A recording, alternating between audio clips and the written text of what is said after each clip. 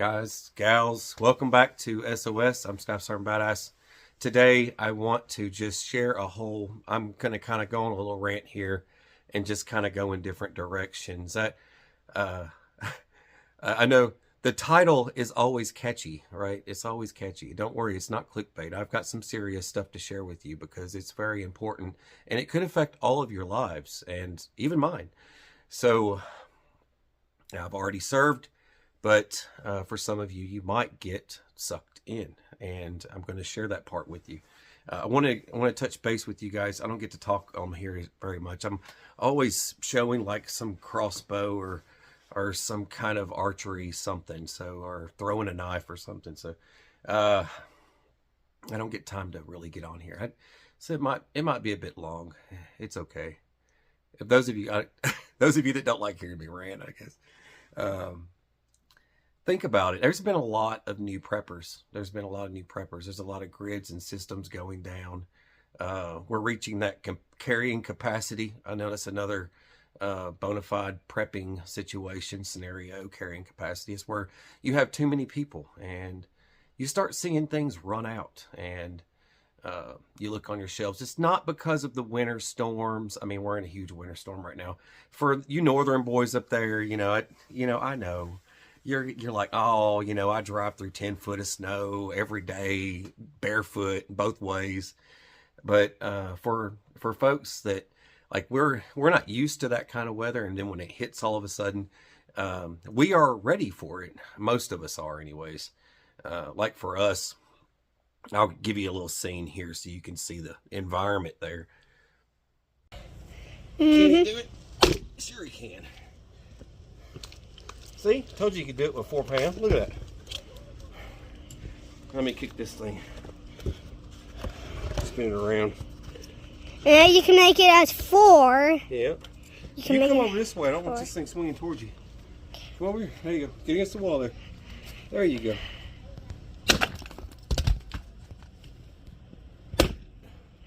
Almost did it that time, didn't I? I think one last one to break that, boy.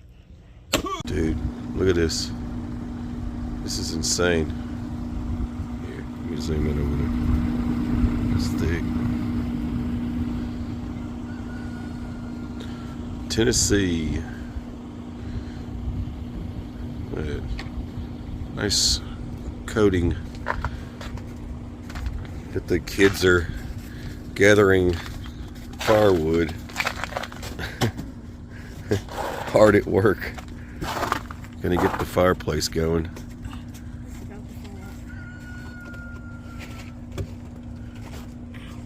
My kids, they help a lot. They're always hard workers. They're always helping me out, and it's good if you've got kids. And that's another thing that kind of falls in line with. I was telling somebody the other day. I was at church, and I was telling somebody about it's like, what makes you happy? What makes me happy? What makes me happy? That's what makes you happy. If you think about it, my family makes me happy. I think about that more than anything. There's not a material possession in the world that makes me happy. Like, I could lose it all and still be happy because I have family. And I think about that a lot. And I want to keep my family safe. So that's what the things are for most of the time. So you just, it kind of goes with that. Yeah, it's, why do you prep food? Why do you do food storage? Why, all these different things. We've been prepping now for years and years and years. And I do it as a hobby. It's supposed to be fun. You're supposed to have fun prepping, just like I have fun prepping. It's something else that we do. We're not always hunting, fishing, and doing all this other stuff, goofing off, in the backyard, shooting the cannon for no freaking reason and stuff. We do a lot of goofy stuff, and it doesn't always have to revolve around prepping. We go camping a lot. We do a lot of outdoor stuff, and it's just our family. That's what we do. And a lot of the folks that are getting into the prepping for the first time don't think of it as such. We're just a bunch of doomsdayers and that type of thing. That's usually not the case for a lot of us. And prepping is a bad word. Amongst preppers, we consider ourselves survivalist and things like that, outdoorsmen and stuff. So homesteaders, homesteading, that kind of thing. Because we do have a lot of animals here and we have to take care of them as well. And when weather hits, I mean, we got like 6 inches of snow. It wasn't much. Some people are saying 8. I don't know. I didn't measure it. I just know it's a lot.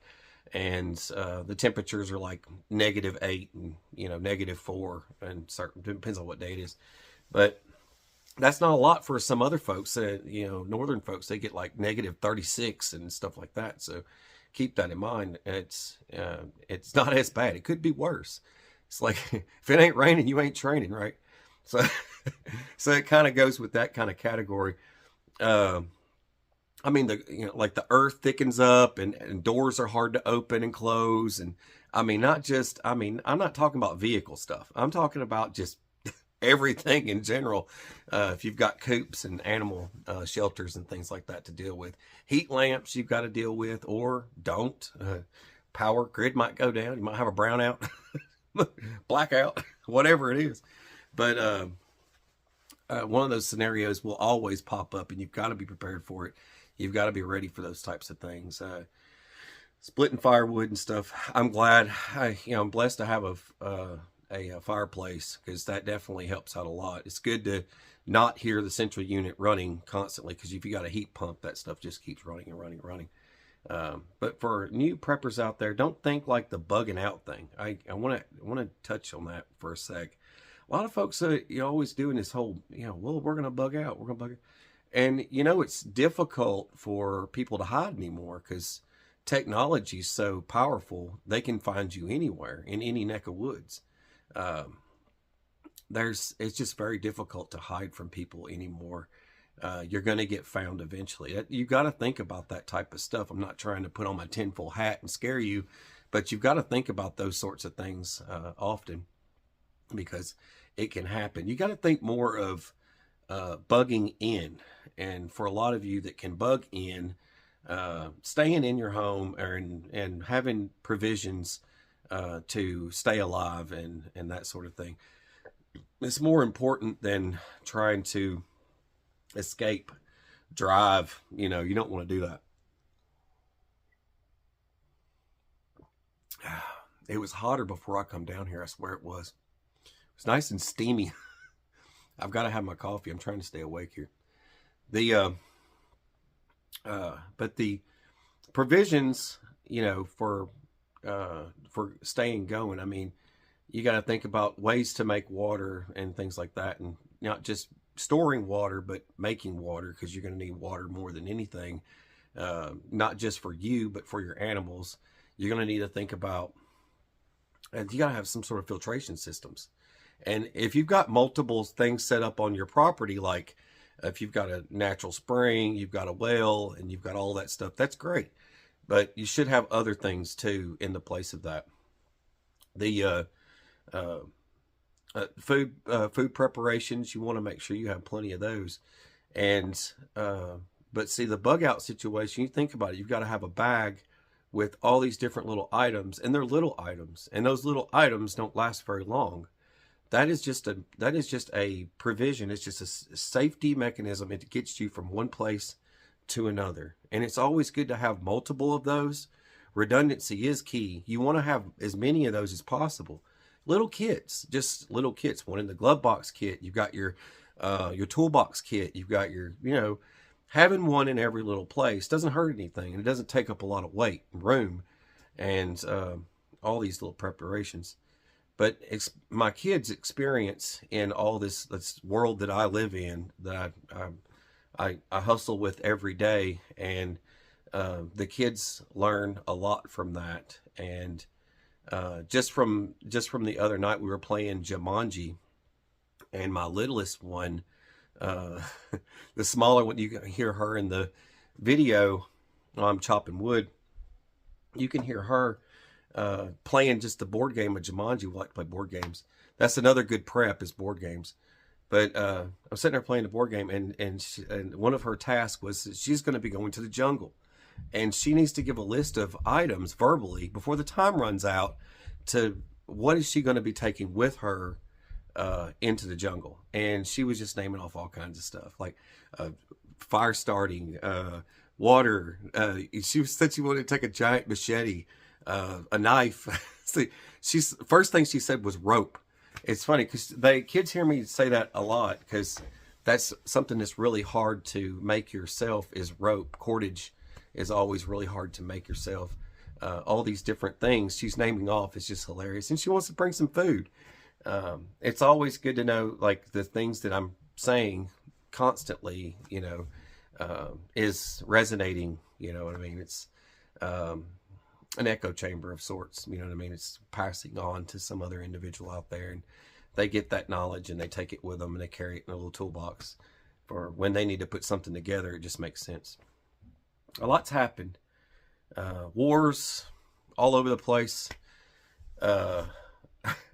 Wars are all over the place. So we've got all this chaos happening. We've got things that are happening that shouldn't be happening. We've got, I know someone was telling me the other day, are you seeing this? Someone had gotten a paper ballot, and I know I shouldn't bring this up, but I guess I should because it makes sense, because it is kind of scary when you think about it. There's folks already getting like the paper ballots and stuff. That's not good. That's not good. That's going back to that whole 2,000 mules thing. And we're going to have another stolen election again. It's going to happen like that, where something's going to happen. And these key players, because World Economic Forum's already saying there's a potential of them losing. And then, you know what I mean? Because if the key players stay in power, then the world continues in war and chaos and control. And it's just ramping up and getting further down the road. We got another variant of COVID. It was just announced today that there's the Chinese have mutated the coronavirus into another level of it and getting ready to release it. And that's news today. I mean, that's just today. I mean, I just heard that. And they're going to mutate it, and it's 100% effective in killing folks. And I'm like, wow, that's just great. More of that nonsense.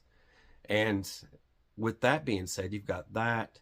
You've got all these different variants of stuff that are coming out again, things that we never had before. You've got polio showing up at the border. You can look for that yourself. Do your own research on it if you want. I looked it up, and I was on X, and I think I just typed that in, and it just came right back up again. A bunch of people are kind of sharing that about the folks showing up at the border with polio and stuff like that. Stuff that had been eradicated for a very long time are showing up again and getting spread all over the country. And it's another way of infiltrating the country is through those means. And that goes with a lot of the military age males that are coming into the country. It's not a good thing. There is going to be something big. There is going to be something very big. But right now, just a few months ago, I had mentioned to you guys that the IRR thing, the inactive ready reserves, that reserve status, these people are being brought on active duty. I mean, these are people that are already on active duty, and they're kicking in stop loss, stop leave. I was in during that, and a lot of folks that were in the military were in during that. And stop loss, stop. I'm getting into the drafting portion of this for you guys that are catching on. Now, they activated that, and they haven't let that up. That's still in effect. And the stop loss, stop leave thing is back in effect again. Now, that was during Obama's era. They had to do that because nobody wanted to enlist. Nobody wanted to enlist. They were losing numbers left and right. So what they did, they did stop loss, stop leave. So basically, if you were about to EAS, you were about to get out and pick up your DD-214 and move on with your lives, that wasn't in effect. And the people that were going on IRR and things like that, they were getting sent back in. Folks weren't able to leave. They had to stay, and that's already in effect. These actions have been in effect for months, and folks probably are unaware of it because they're not going to talk about that on the news. They're not going to share it with folks. No one's going to hear about it. And it might be some service member out there that's really disgruntled that's sharing that information with everyone. Otherwise, probably not. And they can't get the bodies to fight all these wars. And with all these different countries that are got their hands in the cookie jar, and it's becoming a freaking pot of anger, and it's about to explode. There's so much of it. There's so freaking much of it. It's only a matter of time, and I'm telling you, and it's not just the whole election process that can affect that, because those players are still in play, and they have the ability to call whatever they want. They could activate this situation hot, quick, and start just drafting people. It's good. I mean, it has a major potential for it right now, and it's only a matter of time. It's just going to get worse. My kids are all yelling at me. I had to I gotta stop for a second. What do you want? All right, keep in mind the kind of people that they're going to get if they kick off the draft. Now, a lot of folks like me, when I didn't like being in during stop loss, and the reason for that was because the people who, I mean, they just turned into different folks. They were folks you worked with every day, and you were, you're side by side with these individuals your whole career, and then you've got them acting crazy. They find out they can't get out. They can't go on leave. They can't move on with their lives, and they're stuck there. They were looking for that EAS date and saying, one day I'm going to be a free man or woman, and I'm going to move on with my life. But that didn't happen, and they got stuck there. And I ended up with, most times I deal with like 10% of really bad people, the ones that go out and get drunk and do stupid stuff, get in a bar fight or whatever, or DUIs and whatnot. That's like 10% of military. And dealing with those folks, it went from like 10% to 20% quick, because so many people were disgruntled. They just started acting like fools. And dealing with that was really bad. And they were doing everything they can. Say, well, if I can't get out, I'll get kicked out. That's the mentality of a lot of them. There was no idea. There was no impact, no idea as to when anyone was going to get out, and they were stuck there. And the kind of people that they're going to draft, people that don't want to go in. And even if they're patriots, it doesn't matter, because a lot of the folks that they're going to try and draft in, they don't want to go in. They don't want to serve under this administration, and they're going to end up with a lot of folks that are very disgruntled and not happy. And then that's when all the little military codes of conduct come into play, and your wartime activities of folks running off the scene and getting shot in the back, kind of thing. You got to think about it like that. I don't mean to come off as a crazy veteran, but some folks need to hear that. But if I could leave you with anything, I would say anything you can do to get ready for whatever may come, I would start doing it, and make sure you continue doing it. If you're a first-time survivalist or whatever, you get as much knowledge as you can. Pick up hard copy books. I did a lot of digital stuff over on Patreon. I shared a lot of digital copies of stuff. I've got like digital books of every nature, and probably the largest prepper library in existence, I guess. I've got so many books, it's insane. I would take those and try to get as many copies of it as you can, save it and whatnot. I know a lot of folks are in fear of EMPs and things like that. It's going to be a lot of stuff. It's going to be a lot of stuff. It's not going to be just shutting down the grid.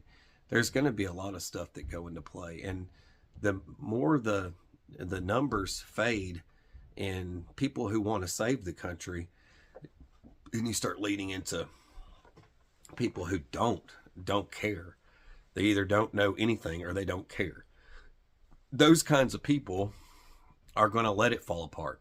They're just going to they're just going to be so dim-witted that it's whatever, you know. And that's the kind of people they're going to start getting and sucking them in, along with the people who do know what they're doing. But it's just going to outweigh all the people who know what they're doing, and you're just going to end up with a lot of people who don't know what they're doing, and then it's just going to be catastrophic in the events and it fold out. So I would make sure that you are ready and prepared for whatever comes your way, because it is coming. Something big is coming, and we've got to be ready for it. But that's really all I got. I just want you guys to be aware of that the possibility for people getting sucked into military service is possible. And it is more possible than it has ever been at this very moment. All right. God bless. Take care and stay safe.